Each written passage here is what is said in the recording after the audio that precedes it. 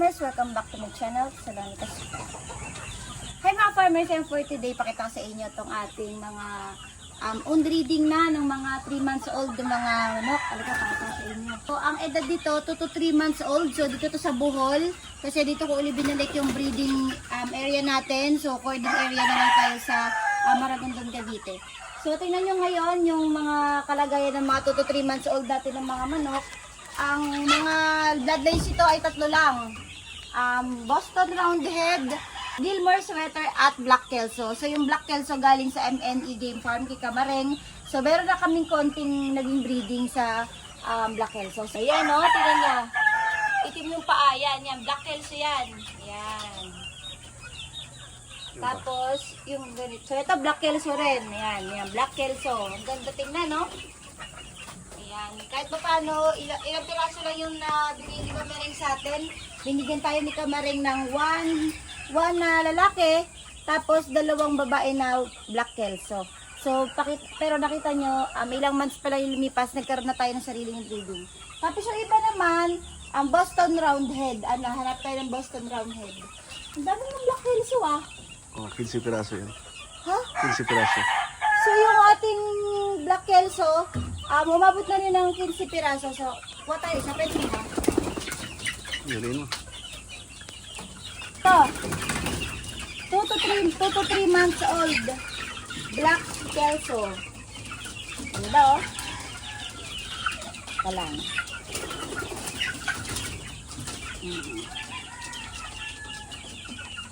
Sure. So, ito yung Black Kelso. Kung pansinin niyo yung paa niya, i-zoom in mo. O, kulay itim. So, parehas doon sa binigay sa atin ni Kamareng na materyales. So, yan, Bareng, shout out. Meron akong 15 piraso na palahi galing sa iyong Black Kelso. Okay?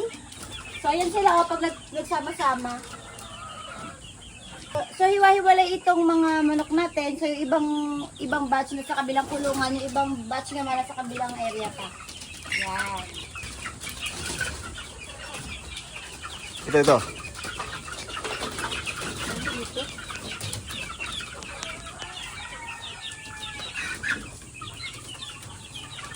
So, ito nahuli ko, papakita ko sa inyo, 2 to 3 months old din, Gilmore Sweater. So, yan, pakita ko sa inyo.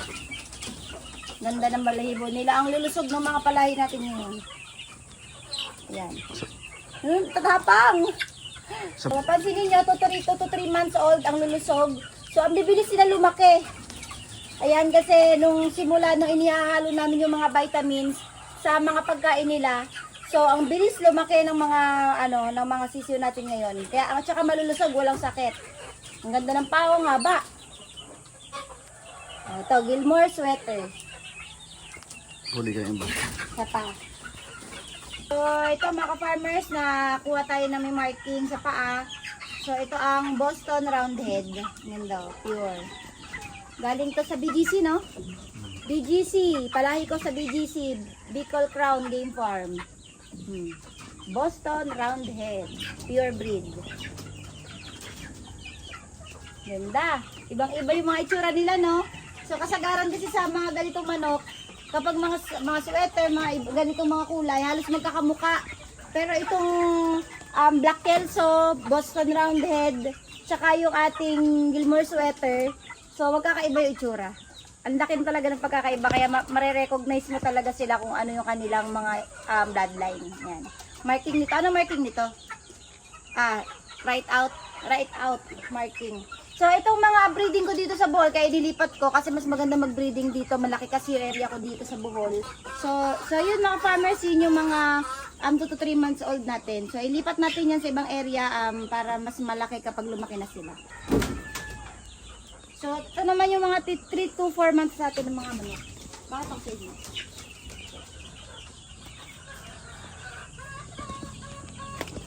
So, ito naman mga 3 to 4 months old mga manok, pakawala naman na to. So, kalat-kalat na sila dyan. Tapos, ito yung iba. Mas malaki na sila. Pasok. May malaki doon. Tara.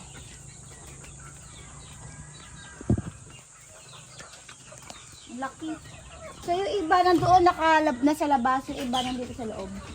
Konti lang. So, yan yung mga 3 to 4 months old dati ng mga manok naman dito. So pinakawala natin para mas magala sila. So ang ganda na itsura, ang ganda ng kulay. Yan o. Ano yan? Yan yung Black Hills. Saan? Ayun yung Black Kelso oh.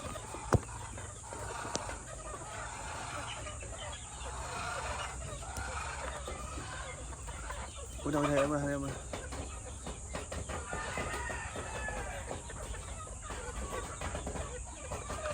So, ganun din yung mga bloodline yan. Black Kelso, Boston Roundhead, at Gilmore Sweater. Ayan, 4 months old. Tingnan ng lusog. So, may isang ganda doon. Yung nakatayong yun. Yun ang ganda. Yun, tangkad. Sabi ko madaming ganyan. Ang ganda tingnan.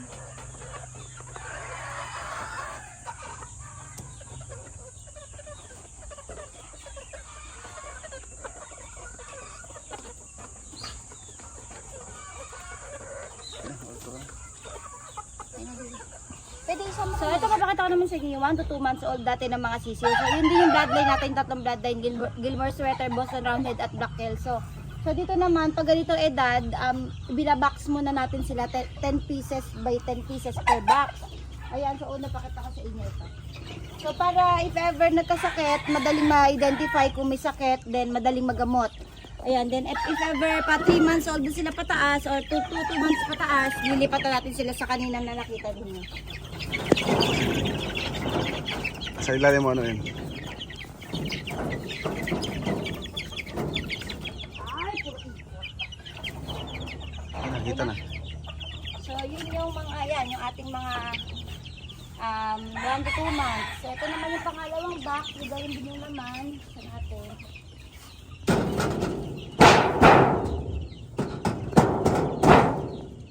Lalaki na sila.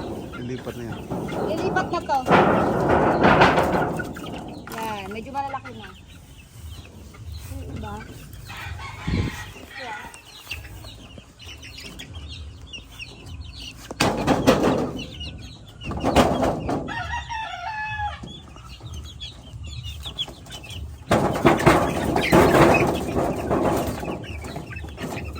Hindi makita sa loob.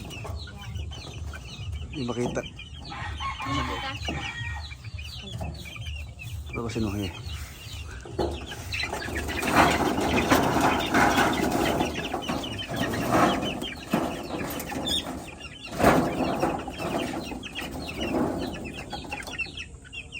So dito sa area namin, nagtatanim din kami ng mga punong prutas like langsa, kakao, ayan, lansones, yan malaki na yung lansones natin oh. So ilang taon pa iintayin para bumunga, pero bubunga at bubunga pa rin. Mangga. Papaya, mangga, yan, itanim tayo ng mangga dito. Para pag lumaki sila malilim, tapos syempre may mga makakain pa tayong prutas. So hindi lang dyan yung mga tanim natin, meron din tayong tanim sa bukid. So ito yung ayan dito pa. So ito meron din tayong rambutan. Ayan, rambutan. Then, dito natin yung mga incubator dito sa Bohol. Ayan, ayos pa kasi, kakalipat lang, binalik ko dito. Ito, meron din tayong kay nito. So yun mga farmers, so pinakita ko lang sa inyo yung ating mga bagong mga on-breeding na ng mga magagandang materialis natin dito sa Bohol. So tatlong bloodline ulit to, Boston Roundhead, Gilmore Sweater, at Black Kelso. So yan, nakakatuwa dahil napaparami na naman natin yung mga magagandang bloodlines at talagang subok na subok na mga bloodlines na yan.